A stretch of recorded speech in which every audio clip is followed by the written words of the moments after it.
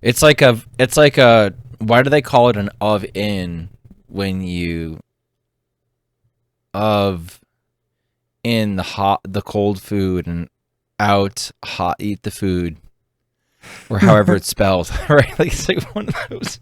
Time's up. Let's do this. We're in for a wild night.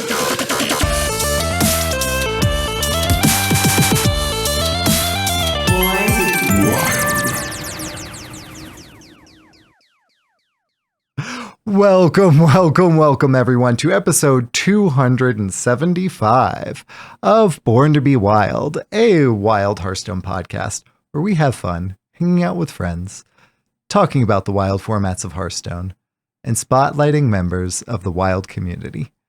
I am your host, ElectricSheepCity. It is great to be back on this wonderful Friday evening here in Kickin' Rad, Colorado. I am joined by fellow host, Schmoopiedady. Snow bad. No more snow. For those of you joining us for the first time, welcome aboard. We record this podcast live every Friday evening at twitch.tv/borntobewildhs. And the video version of this podcast is posted to YouTube shortly thereafter. Audio versions are also distributed to all podcast apps. However you are watching, listening, or absorbing via osmosis this podcast today. Thank you. Yes, you. Content plug, Schmoopiedady. Schmoopiedady. Before we get into the main topic of the show tonight, I'd like to say a quick thank you to the patrons of our show. Your support means the world to us. If you enjoyed this content, please like, subscribe, and comment on this video on YouTube. Another simple way to support the show is leave a review on your podcast platform of choice. If you're watching live on Twitch, we've got some awesome emotes that you can unlock by subscribing to the channel. This is free if you use Amazon Prime. Finally, if you'd like to support the show financially, you can join our Patreon for as little as $1 per month. We have some channels in the Discord that are unlocked by subscribing to the Patreon where you can see the show coming together each week. Check it out. If you'd like to interact with us personally, please join our Discord, a free and amazing online community of friends from all across the world who love talking about wild Hearthstone. Links to all of this stuff and more, including our merch, can be found on our website, which is www.borntobewildhs.com. Sheep, how's your week? It was long. It was very, very long. But thankfully, the week is at its end. We've got my in-laws are actually coming in on Sunday. They may be moving up here soon, which would be awesome, actually.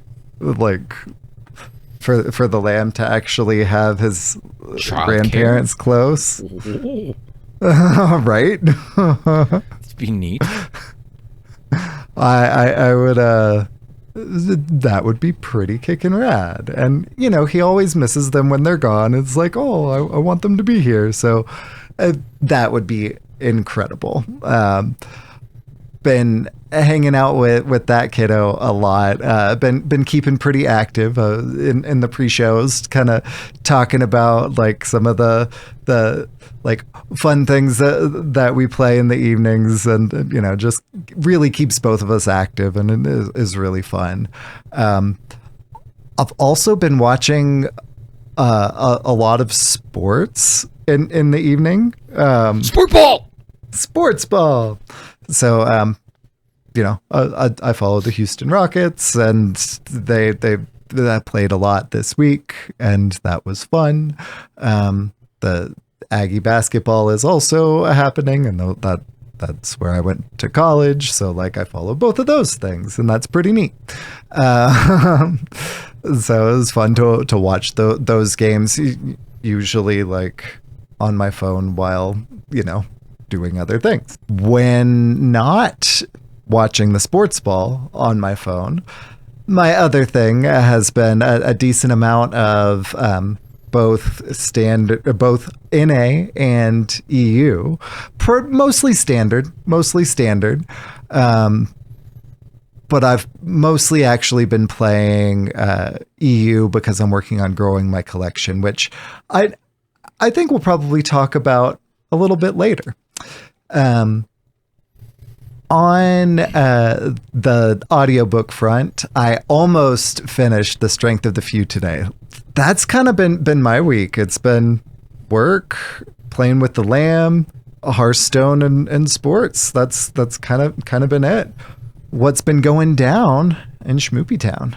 So we started the week with, I'm on the East Coast. We got hit with probably the biggest snowstorm in at least a decade, maybe a couple decades. I remember a bigger storm not that long ago where the snow was both, there was a lot of it, probably around like, I would say 14 inches, but like the top layer was wet. And so I remember it being heavier. Uh-oh. This was all powder, but this was a lot. I went out Sunday in the middle of the storm and probably plowed my entire driveway once, just to do like a minor clear. And I was watching the snow basically keep up with my plowing and me not doing a lot of work, but at least doing something, right? And establishing barriers. When I went out the next day, there was at least another foot for me to take care of. And a weird thing happened. I always start, so my driveway at my house starts with, it's an 800-foot driveway. I've talked about this before on the show. It's very long.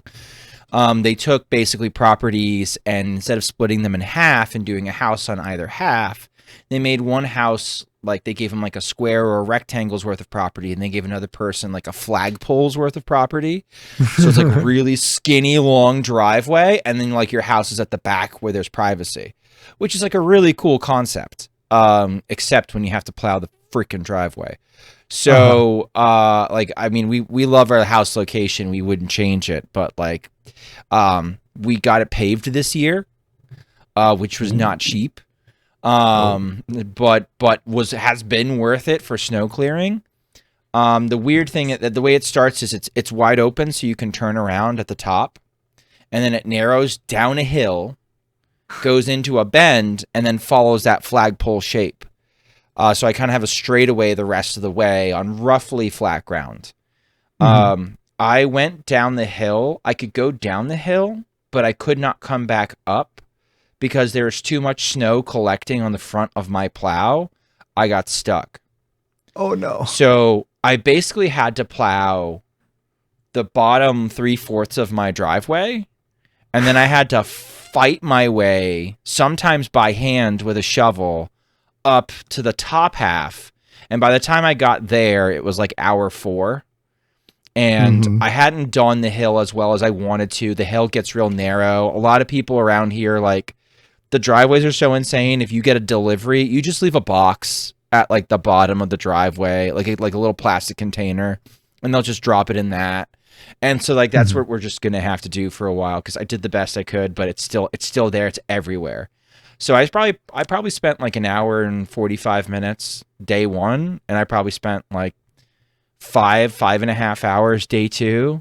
I don't know how many tons of snow I moved, but I moved probably literally tons. Thank God 2. it was all power. More than 2. Thank God it was all powder. Like if it wasn't powder, I'd be cooked. We would have been stranded.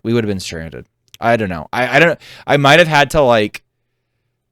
We might have had to like just beat it down as much as we could, and then throw sand on it. I don't even know. I would have had to like try to go to store and get sand or something. Like it was incredible. We all, luckily, I drive a Subaru, so it's not an issue. My in-laws bought a Subaru, I think specifically for my driveway, so that's not an issue. So we were good to go there.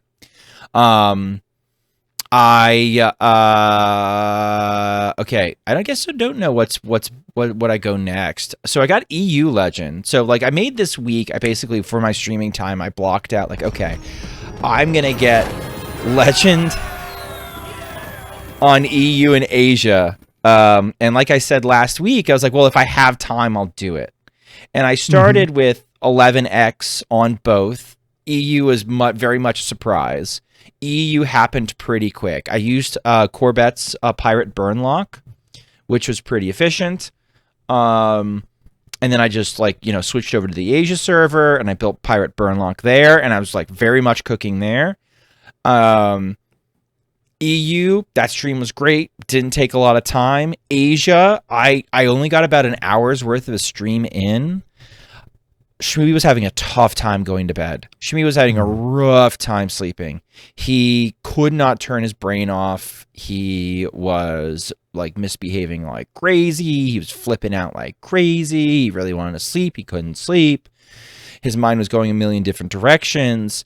And eventually I got him down at like 10:45, but I had to I literally beat OTZ to set up my boss fight on Asia. And my wife was crashing out and was just like, you got to take care of this because I'm done. I've been trying to do it for hours.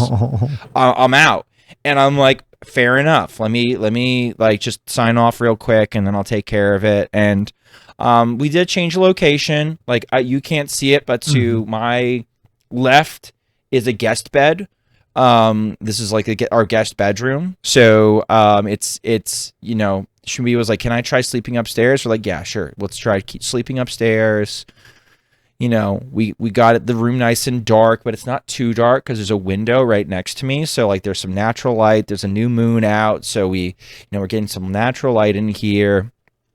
And eventually he settled down and he conked out at around 10:45.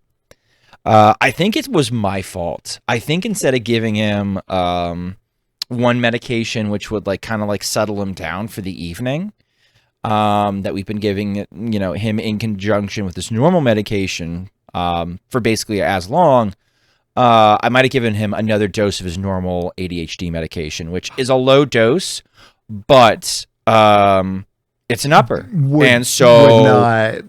He would not sleep. Yeah. No. He was I murgled up big time. So it's easy enough to mix him up. And I think I just took from the wrong bottle because it's chaos when you get home from work and you get him off the bus and he has to take his meds right away to keep him on schedule so that he's not staying up too late.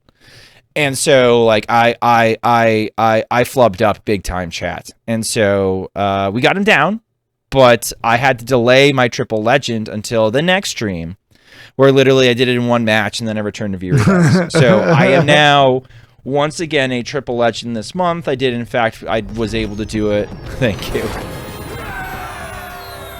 Under the given amount of time. I think I'm going to keep my 11x on Asia. I came in at 197. So that's pretty good. I only dropped 50 ranks from where I finished last season. But I'm 749 on EU. That's probably begging for a 10x climb. So I'm going to have my 10x climb on EU. I'll have my 11x climb on Asia next month. That's fine. That's fine. That's all well and good.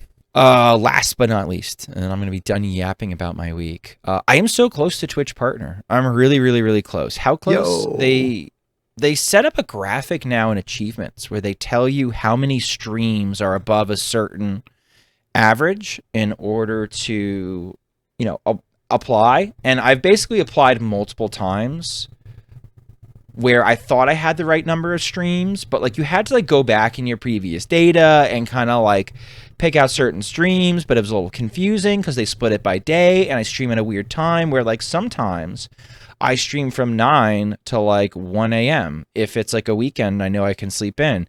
So how my data would transfer over would make it look like sometimes I had oh wow, look at this crazy awesome average you had on this random Saturday. Well, no, that was actually half of one stream and then another part of another stream. So it wasn't really, it was confusing, and I think they realized that. So what they implemented, which I'm a big fan of, was this little counter that's basically saying, well, here's when you've had enough streams for this month, and here's when you've had enough streams for the previous month.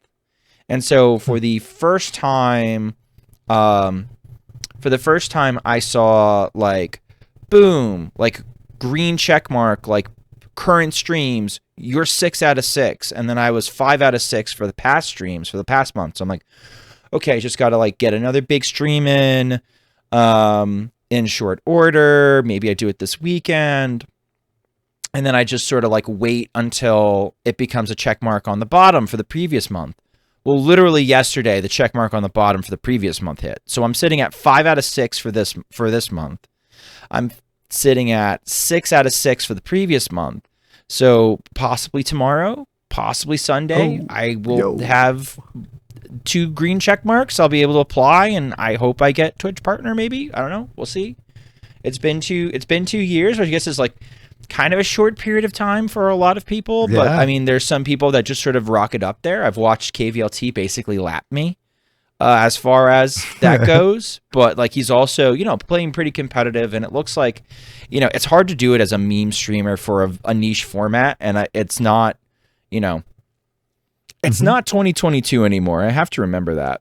It's a lot harder these days. You know, not everybody's locked inside because of COVID watching Twitch. Some people have lives now, which is good. So I'm close. I hope I get there. And thank you, people like Sheep that have been along for the ride and been supporting. I'm like, holy crap! Like the other night, you hit like 27 months straight, which is nuts. Which is nuts that you put up with me for that long. But like, hey, that has been my week. So like, I've been moving a lot of snow. I dosed my kid the wrong dose. I hit triple legend, and I'm almost a guaranteed Twitch partner. So there you go. What do we get for the news? Welcome to the news. The news is so good. Well, we had a patch 34.4.2 patch notes. Powerful patch. So powerful. The most powerful of impactful patch notes. Thoughtful. Moving. Stirring even. So, of course, everyone has already seen, obviously, the now way overpowered Morchie, the now 4 mana 3/6. Your rewinds keep both potential outcomes. Battlecry, discover a rewind card from any class. So it was a buff of +1/+1. And I'm being overly hyperbolic and making it sound like, you know, that this is actually terrible, but like, I mean, a 4 mana 3/6 with like a this effect makes a lot more sense than a 4 mana 2/5. So like, it seems like a good buff. It seems like what it should have been. It's fine. Like, I don't. So like behind the scenes, it really wasn't like they weren't looking for a lot of feedback on how they wanted to balance the meta. I think that's going to be. They even mentioned in the patch notes that's going to be a future much larger patch. They like, so this is just like they were just like, we want to nudge things a little bit. We don't want to rock the boat too much. We'll see how things keep playing out. Not the worst for this expansion, since I don't know how standard is going, Sheep. But I feel like this expansion already had like a higher level of difficulty when it came to cooking decks. Like it was going to take time for things to play out. So they're waiting for times to play out. I think it's perfectly reasonable to drop a mini set and then just wait and see, give it a little bit more time to breathe, see if anything else breaks the mold. Is this going to absolutely end it? No, I don't think anybody is ever claiming that. And the one deck that even uses her in standard doesn't need her to have more stats. It's kind of like you're trying to win the same term she comes down, but like, to hell with it. It's a neutral. We can throw it in piles. You know, I don't know. But are things still like, you know, playing out in standard? On NA, I've mostly been playing Aura Paladin because that's where I have the collection to actually be able to play Aura Paladin. And with, you know, rotation coming up soon, I'm not going to craft a whole lot of legendaries that are going to be not as relevant in our format when I know that rotation is imminent. That would be poor collection management, right? So where I've been playing in NA is, you know, about I'm at like 1,400 or so, and I've, you know, but thank you. Aura Paladin got some support, so that's why I wanted to play it, and it's been fun. And I've kind of made tweaks here and there, but like just been having a fun time playing that. I haven't run into Morchie but like once or twice between that and then my EU, which is much more of collection building. I'm no longer in in top in 11x range in that one, so which is fine. Like I'm working on collection building. That's what I'm prioritizing. Like the meta shifted a little bit. Hagatha Shaman is still decent. I'm climbing again, but I'm probably not going to get to 11x range by server rotation time. I might. We'll see. But that's okay. That's not been the priority. All to say that Morchie I haven't seen on EU like at all in standard. I imagine standard has fewer like cheap budget decks that are competitive enough to climb into that kind of range too than wild. Yeah, and especially because of when I started my EU collection, right? Like I'm mostly buying standard packs, which is fine and good, but like I haven't been building the collection long enough. Like I started it like last month, right? Like in December. The amount of collection that I've built has not been huge, right? Like I'm pretty limited. That makes sense. And there are not a whole lot of. I mostly just bought the battle pass. Like that's all I'm doing, right? For all other intents and purposes, free to play account. All to say, started at a weird time for collection management for that, right? Once rotation happens, I feel like then it'll be a lot easier to kind of maintain that standard collection. So I'll have a much better feel for the free to play adjacent, still buying the battle pass, but Gotcha. experiences for that. Just weird timing. Long answer to that question.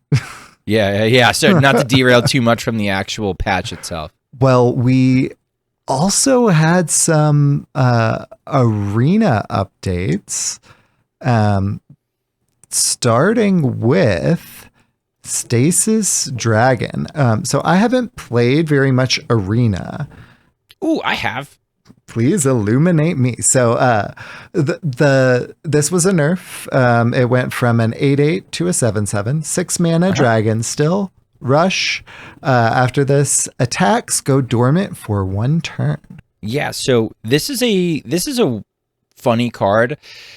Something they did to Arena this season that I actually really enjoyed is they introduced these like powerful Timeways Arena exclusive cards.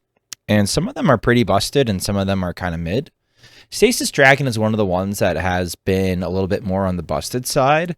It's got this weird text where it's like, rush, after this attacks, go dormant for 1 turn. What does that actually look like? What it looks like is you were dropping a 6 mana 8/8, you were rushing into something, you're making a good value trade, and then it was going dormant. So you couldn't actually, if you were the opponent, interact with the dragon. So it was just sort of sticking on board, and it was there threatening to make another good value trade. If you got a couple of these going, it was like, value trade. And it's just like basically a value trade tempo king. And again, multiple were an absolute nightmare. Very rarely I found this actually went face. This was mostly just for trading, but that happens a lot in standard, in arena, where like you basically overtrade, run your opponent out of resources, and then you can finish the deal. Doing stuff like face racing really requires a lot of meta knowledge because there are so many punishes on the back end of like, well, how do they clear here, or what thing do they drop here that I can't answer? So a lot of times you're kind of playing it kind of cagey until you can blow the game open. This is a significant nerf because 7/7 can't kill an 8/8, and there's the Timeways Giant that is a 8 mana 8/8 that gets cheap. I think it's an 8 mana 8/8. It's either an 8 mana 8/8 or a 10 mana 8/8. I think it's an 8 mana 8/8. It gets cheaper every turn that passes. So people were dropping their like free giants, and the Stasis Dragon was coming and just cleaning it up, right? Or more likely, let me put it this way: the Stasis Dragon was coming down, like you could coin it on 5, and you traded into 3 minions, and then you were trading it into the giant. Ultimately, it's just like it was just too powerful. So like it makes a lot of sense to drop it to a 7/7, especially so it's not killing that kind of giant, which is a common thing to draft. Yeah, fine. Like I get that. The next card was really funny. We had the Infinite Wolf, which was nerfed from a 3-mana 4/3 that you could no longer draft because it was too grumpy. It has Rush, Death Rattle, shuffle an Infinite Wolf into your deck. Future Infinite Wolves get +4/+3.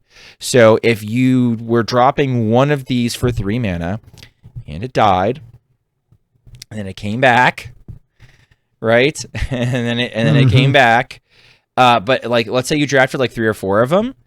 Just one dying buffed all the other ones. And so Hunter would just draft as many wolves as possible and then just main the wolves and then just go nuts. This one was like such a broken card. Like if you watch Zeddy videos and he talks about like Arena and like, I don't know why they did this to Arena. This was like 45 of these wolves were like on the thumbnail. Like this was like the oopsie card that they released out into Arena. Making it 4 mana as opposed to 3 mana, and also you still can't draft it. Yeah, sure, this sounds fine. You can generate it, like you still can find it places, but it's not gone. It's just a lot harder to abuse many copies of it. We could talk about like Arena a little bit later, but like I said, like adding these cards I thought has been a big benefit because it's felt very dualsy. Like you're doing some powerful things, and also your opponent can do some silly powerful things. And some of the general strategies that are good in Arena right now, I've been a big fan of. So something else that has been an impact. It wasn't called a bug fix, but it was called a hot fix. I guess it wasn't part of this. No, it's like a day after they dropped the patch notes, yeah. Haha. So, illuminate me about the hot fix. What was fixed and how hot was it? Okay, so on a previous hot fix, they claimed that Plot Twist and Gaslight Gatekeeper would help complete the second half of the Battle at the End of Time quest that they released for Warlock and Hunter with the mini set. The quest requires you to Gatekeeper was gaslighting us. It wasn't actually. Yeah, it didn't work. It did not work, right? And the quest is asking you to fill your hand, then empty your hand, and then your reward is a 5-mana 8/8 dragon that when it is played, I believe it fills your hand. I think you draw cards until your hand is full, and then if it dies, it nukes your opponent's hand. Yeah. So in theory, how you're supposed to play this in Standard is you're supposed to fill your hand the good old-fashioned way by drawing cards, and then you empty your hand the good old-fashioned way by emptying your hand of cards. But in Wild, we have some other funny ways to do that. One of them is Plot Twist, where you take all of your cards and you shuffle them entirely into your deck. And there's a brief moment in time in game actions where your hand is empty. And so TikTok would be generated by just ripping Plot Twist. So you could do something like Solarium, Plot Twist, boom, both stages of the quest done. Gaslight Gatekeeper was supposed to work. Similar reason. Solarium, Gaslight Gatekeeper, boom, quest done. You get your reward. Ha ha ha. One that was a little bit more debated by the community is whether or not Finley would work. Sir Finley of the Depths, again, he doesn't draw cards. He replaces the cards that are in your hand with cards that are on the bottom of your deck in the order that they are on the bottom of your deck, and the cards that he places into your deck are in the order that they entered your hand. Starting with last to enter your hand are on the bottom of the deck.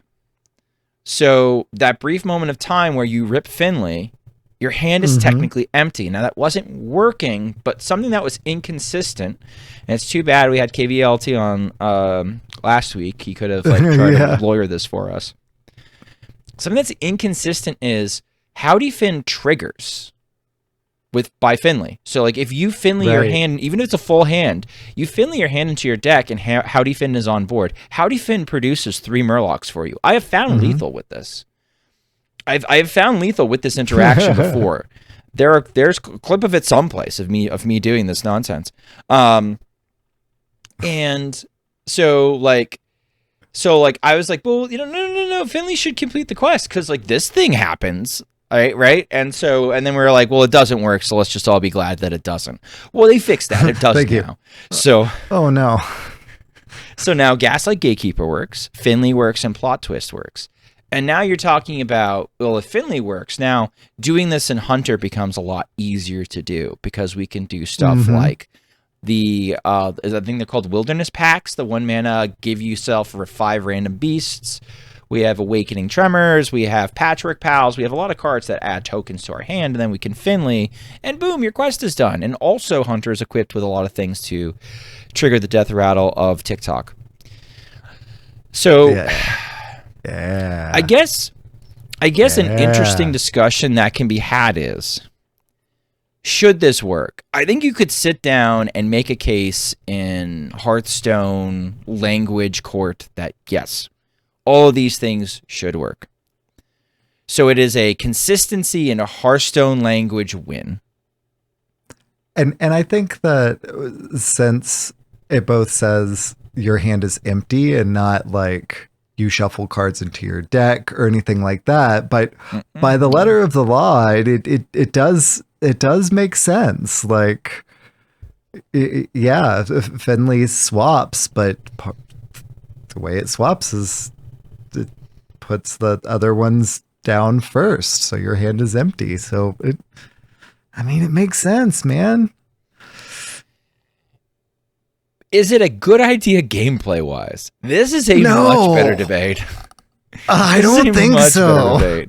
People don't really like this reward. It's okay. So how good it is actually kind of hotly debated. One of the things you'll notice if you start searching up Egglock lists, right? Like lists of Egglock that are trying to fit this quest in. There's a lot of people that are trying to do that. Consistently across all MMR ranges, adding the quest package to your Egglock list reduces your win rate by 5 to 8%. It's a bad idea. It's actually incredible how consistent this is. Like eggs and bacon reduces your win rate, but like you can justify it because I think it's like flattens your matchup spread a little bit. It's a slightly different take on the deck, right? And it rewards you knowing exactly who and what you're playing into. Right. It looks worse than just the Elwyn Boar package. It's like meanwhile I've got people messaging me being like DMing me being like, Schmoopy, I have the sauce. This deck is incredible. And they send me quest Egglock, and I'm like, please don't send me this. Sorry. Please don't send me this. Okay. It's not good. It's not a good take. It was actually my boss fight on EU. Was a egg quest. And I think so people say, well, the correct way to play it, Schmoopy, is you just simply mulligan the quest away. It's like, well, yeah, sure, but that's -1 in the first card that I'm going to be looking at. And I really need egg. Like I need to scam people with egg. I mean, the cute stuff at the end. Can I beat a hostage mage by yeeting their hand? Yeah, absolutely, sure. But is that going to be consistently the way that I beat a hostage mage as an egg warlock? I mean, I guess I've got time. How many hostage mages do you run into? It just a little mind-boggling. Too many. I think it might be, you know where it might be okay? THL. It might be okay in like a conquest level format. You're looking to counter queue a certain deck or target a certain deck. Yeah, sure. You could sell me on that. For general ladder purposes, insanity. insanity, you like typical wild player mental illness. It's like why do we put Inara in Big Shaman? I think just because bird go funny woo, but like adding Inara to your Big Shaman reduces your win rate. So like go for it, but it's bad. And see, here's the thing. I understand liking things and not necessarily worrying about their competitive viability. I vibe with that, right? Yes. Like, yes, sure. There are plenty of times whenever I'm like, hey, I'm going to make this deck worse by doing the putting this other fun package in. Yeah, let me do this funny. It's making the deck worse, but I want to do the funny, right? Everyone's a consenting adult, yes. Yeah. In that scenario. But if I'm trying to be competitive, I don't really like the boars. I understand the rationale. I don't agree with it. The quest from a it has to be its own thing, is what it feels like. You know, like it has to be. So. It feels like it needs to be. Greatly improves Reno Lock. Greatly improves Reno Lock because I can see the cards that you're cutting are stuff like Gnome Feratu that we should have cut ages ago. You should not have been playing Gnome Feratu to begin with.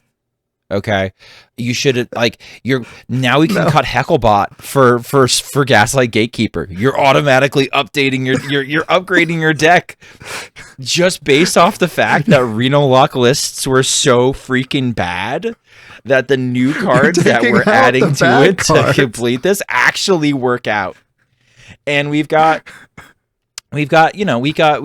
Symphony into Sargeras as like our infinite value engine. So like, you delete the opponent's hand, you are eventually going to out tempo them and get there. So like that makes a lot of sense. It looks like that's boosted Reno Lock's win rate by a couple percentage points versus the non-quest version. Again, it might simply be we're running fewer bad cards, and so like we're protecting ourselves from ourselves by running the quest somehow. We're filling in some of the holes in wild players' brains by running the quest. Great, perfect, all right. But yeah, no. In Reno Lock, it makes sense too, though, because you're doing so much of the like, oh, I just want to draw, like in the early game, and then you fill your hand up pretty naturally. So then if you run like one of these, you run 3 cards, Plot Twist, Fenley, and Gatekeeper, which insta complete the second half of it, and then boom, you have another immediate threat. Like, why wouldn't you do that, right? Like, yeah. I could see it working. I was thinking about like fringe Warlock decks that you could like do this funny, because it's a low effort funny, right? Like it's like Plot Twists, Gaslight Gatekeeper, Finley in some capacity. Finley's a great card on its own. Plot Twist is kind of whatever, but like, you don't like your hand. It's Finley for 1 extra mana. Less consistent. You might get the same cards back, but yeah, okay, whatever. Like for the getting TikTok and just tempoing it out as a 5 mana 8/8, that's not the worst play in the world by any means. And if it gets interfered with, that's fine. I actually got I tempoed TikTok yesterday during stream, and an opponent did like they're playing Malygos Druid, and they did a solar swipe, and it yeeted their entire hand before they could kill me. Now, they found lethal anyway with later turns, but like they were just sort of staying there for a hot minute, and I was just sort of staying there for a hot minute. I was just like, yeah, you did it dumb. I didn't think about that, did you? Oops. So like there's some benefit to just like chucking it out there and seeing if the opponent does something stupid, which like it's wild. Like you've got a non-zero chance your opponent will throw. You're playing against a human. There's a non-zero chance that your opponent's going to throw. It's fine. I was thinking like what if we try it in something like Excavate Warlock with like the snakes and stuff. Excavate Warlock was like fringe playable when a lot of people were playing Hostage Mage, because again, it doesn't care about armor total, doesn't care about ice block. Yeah. Slurp slurp. I drink up your milkshake. I drink it up, right? And like combine that with you can't interfere with my snake because I've yeeted your entire hand, and now I feel pretty confident that you're not going to top deck your Theotar or your rat and take care of my snake. Like that, I could see that working. I was thinking like, well, is it something that we want to do with like Curse Lock? Like if we want to like try to play like a funny off meta Curse Lock. I made a decent Curse Lock a couple months ago.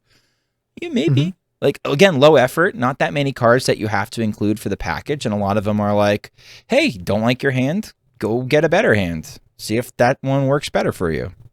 So I don't know, just like sort of things to consider where I don't think it doesn't have to be particularly powerful, and they do make these cards to appeal to a certain player base. Ticketus was some people's favorite card ever. I cannot tell you how many times I've been brand Ticketus and won the game. I collect the lethals. Like literally lethal the next turn. They spend their turn doing brand Ticketus, yeeting everything in my deck, and I have lethal in hand, ready to go, because they did nothing proactive to change the board state. I think it's absolutely, like, I think it's fine printing some of these cards sometimes. It's a little spooky how easy it is to do this one, but it is making waves in Wild right now because everybody's trying it. And the mirrors are dastardly because whoever goes, it's basically come down to whoever gets Sargeras first and whoever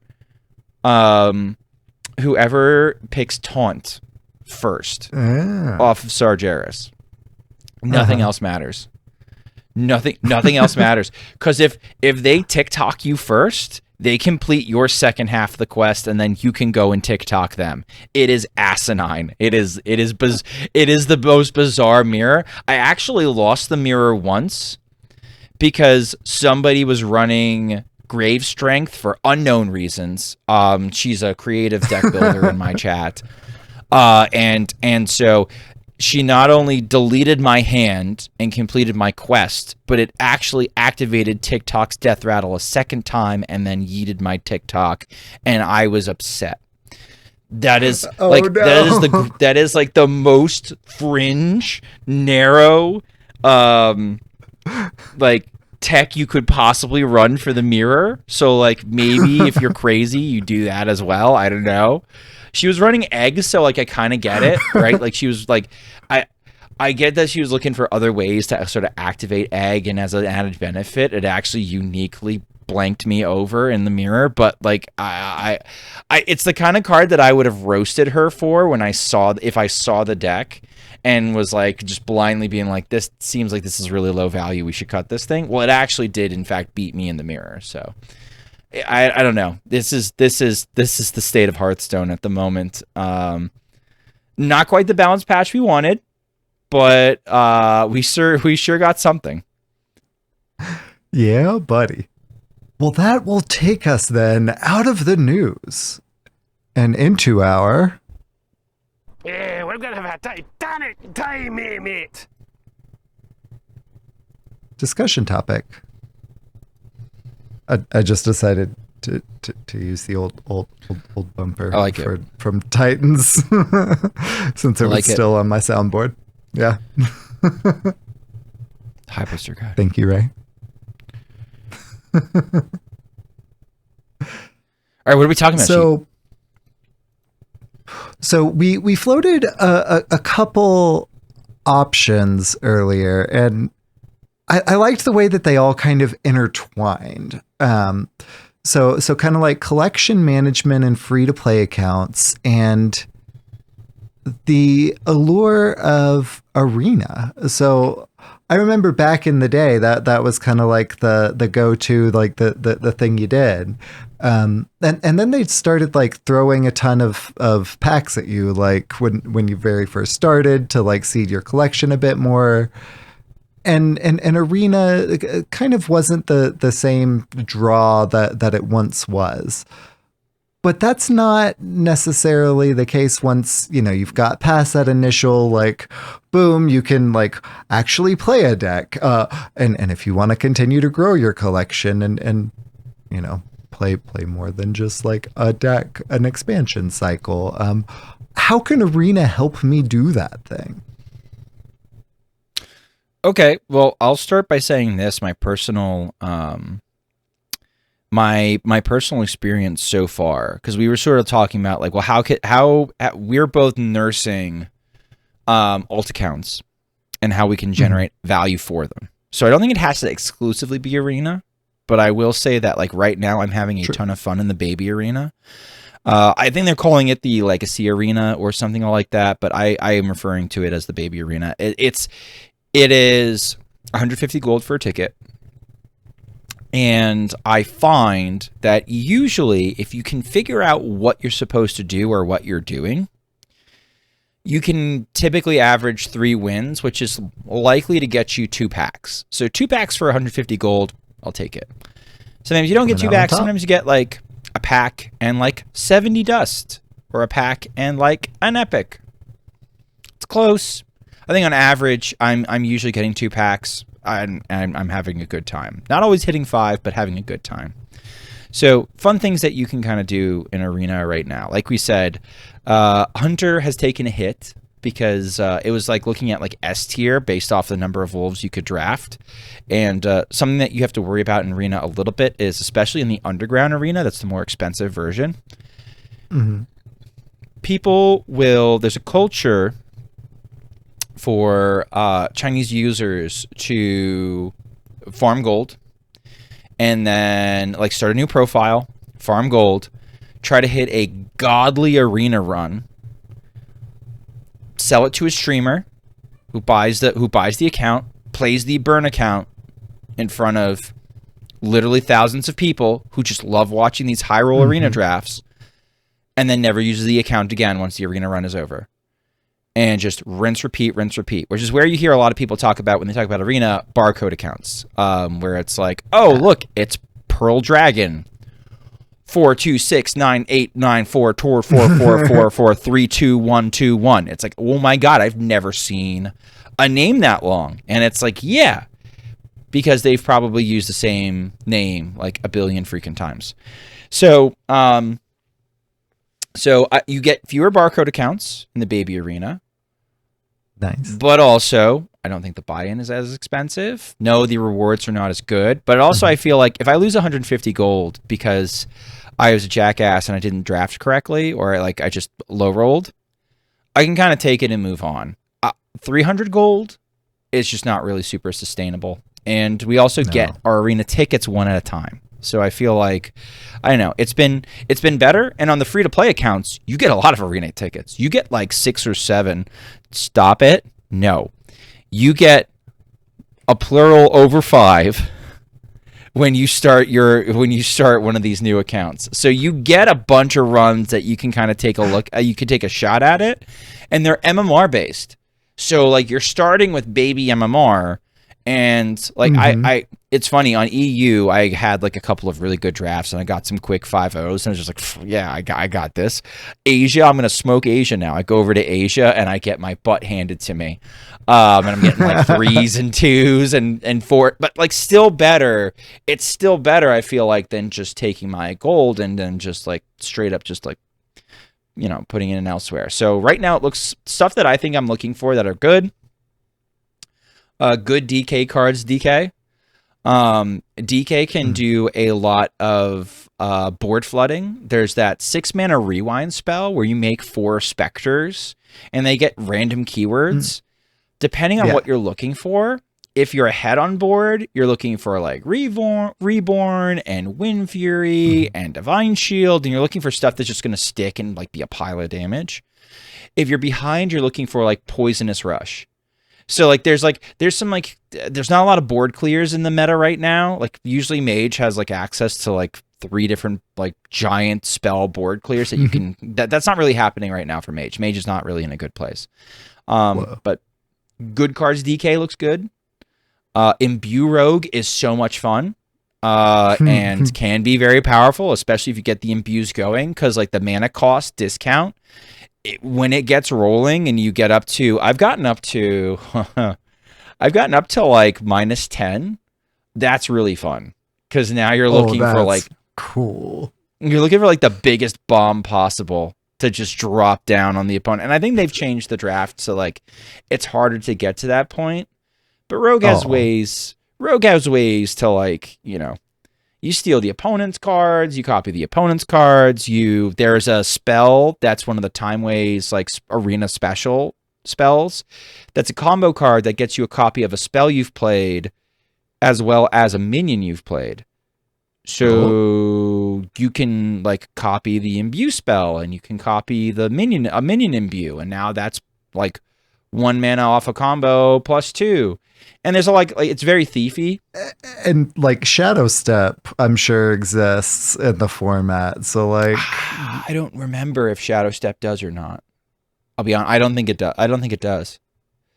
Well, that would be a small saving grace. That'd be a saving grace. That'd actually be a huge saving grace. But you could draft more of the weapon. Like, you know, like there's you could draft multiple versions of the spells. Like there's ways to kind of get there. I'm not an expert in Arena, and I'm doing well enough that I feel like I'm generating value. And honestly, it's been kind of refreshing because, you know, you don't want to just be just you know, grinding away at Wild Ladder all the time. Sometimes you want to take a break, and it's been a good break for me. Nice. Warrior's really good though. I'd be stupid if I didn't mention Warrior. Warrior has some of the best board clears in the format, as well as like some big chonky dragon and dragon synergies. So I think you really want to try and draft like some like dragon warrior with some good cards outside of that. Priest is dog water. Demon Hunter's okay. I think Demon Hunter's kind of smorky. Okay. Those are my vibes. Those are my vibes. I highly suggest if you have HS Replay as a deck tracker, use their arena stuff if it's available to you.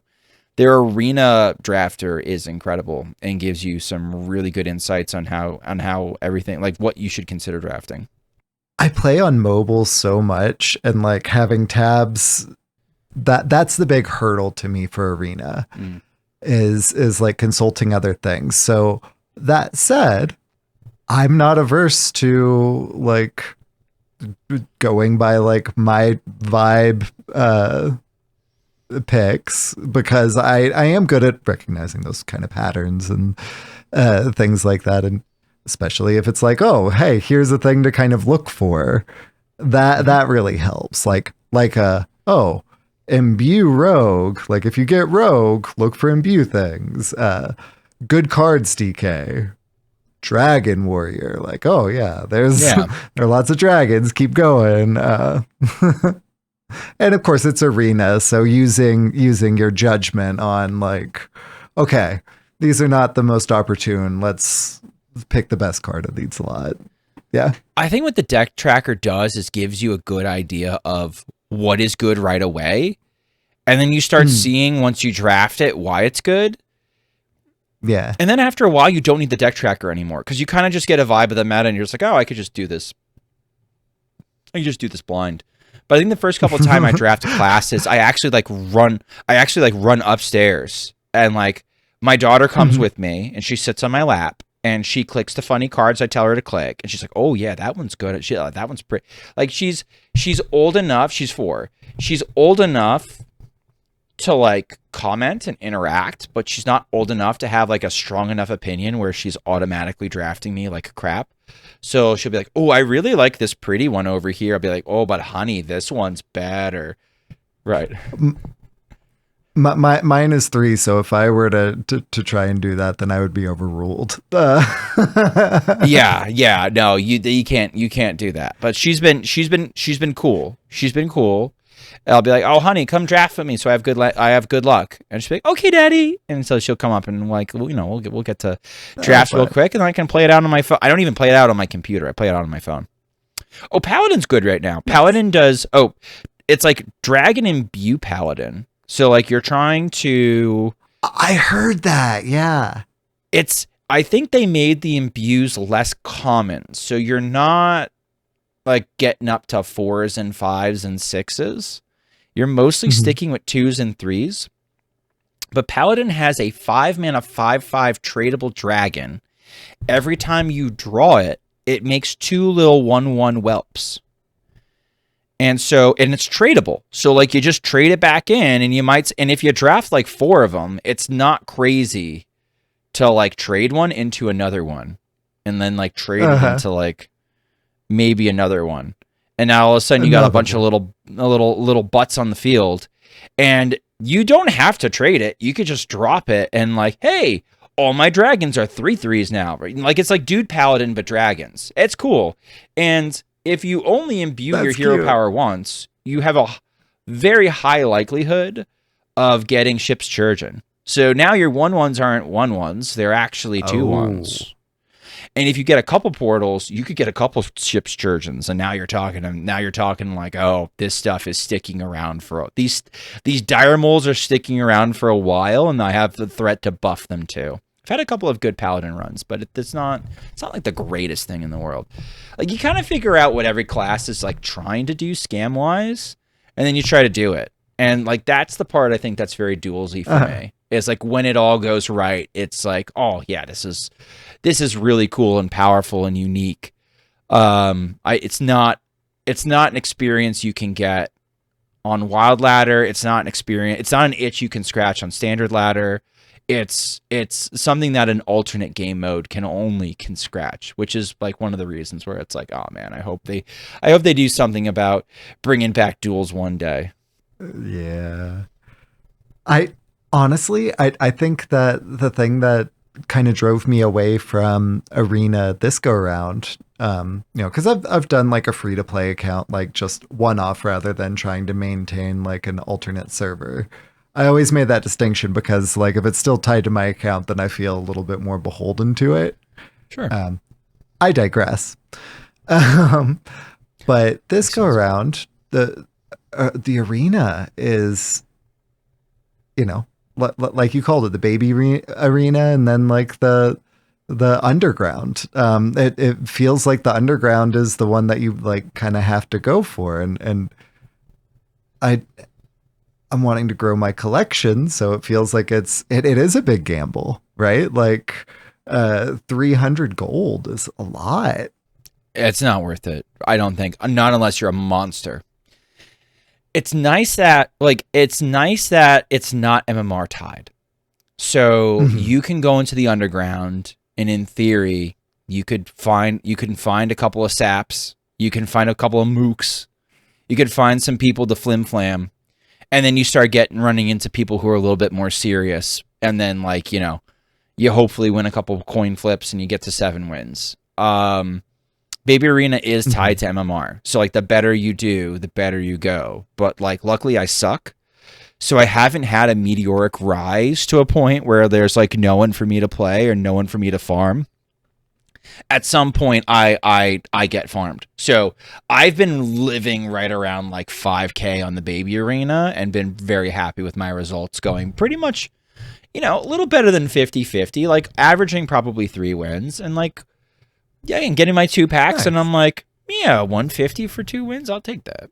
Yeah, I'm excited to dive in to actually see that, as well as, no lies, after talking about the hot fix, I really want to do a hunter specific. TikTok famous, right? Yeah, not TikTok famous, but I want to do like the hunter ones. Like those are the ones that more interest me. Is the like, okay, I do the scammy Finley or Gatekeeper, but then the cards that I'm filling my hand with are like Play Dead and things like that then I can like insta do it with that. So that's kind of what I'm probably gonna chase first. And I know it's bad, but I want to do it. Okay.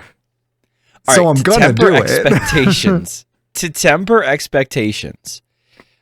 Fishy came into my chat. Fishy has been trying to make this work in like top 300, top 200. I don't know how far he's fallen since. Legend, but like basically started in like solid 11x like territory and has continued to experiment.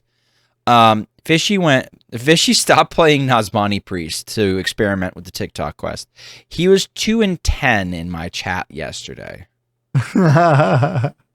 So one of those was Meowth, and Meowth was on Corbet's awful adaptive amalgam hunter that Corb made, posted. People freaked out about it. I'm looking at the deck list and I'm like, I don't know if this is very good, guys. He later says it was not meant to be a good deck. He just wanted to make it.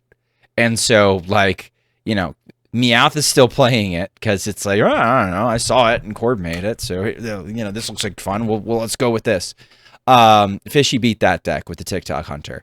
That deck and one other. I don't know what the other deck looked like. I don't know if the opponent fell asleep.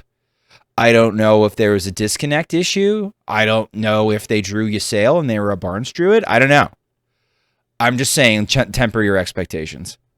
I fully do not expect to win, but I fully expect to have fun. Perfect.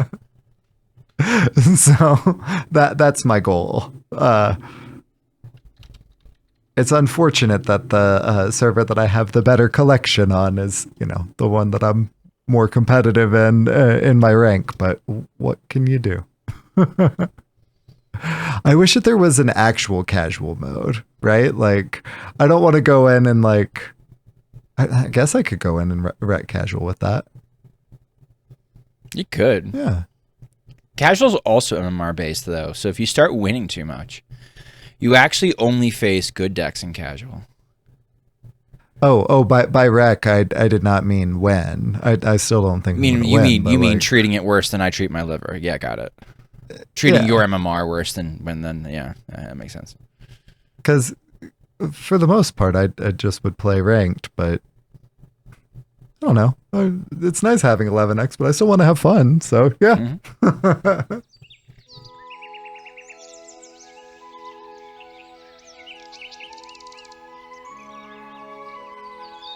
Unrelated Advice with Electric Sheep City.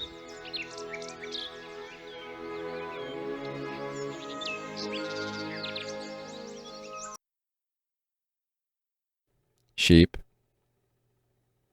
Schmoopiedady.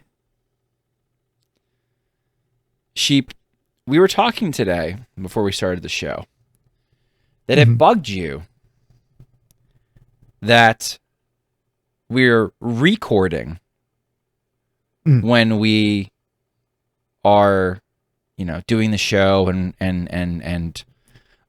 making a record of the sound. What is chording? So, chording, I'm going to confidently assert, comes from the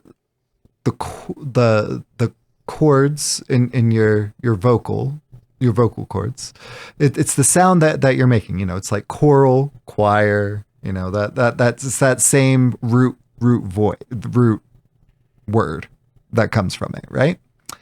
So, chording is that initial act. It's the initial because recording can refer to an audio medium. It can refer to a video medium. Like it can be any number of things that are being recorded. So the initial act, while it gets its origin with voice in chording, it can belong to anything now. So that's what chording is now, is the act, but that's how it came about, because the original of the word was talking, and now it's whatever you're doing that you're recording down to a specific medium. So that's kind of both the root.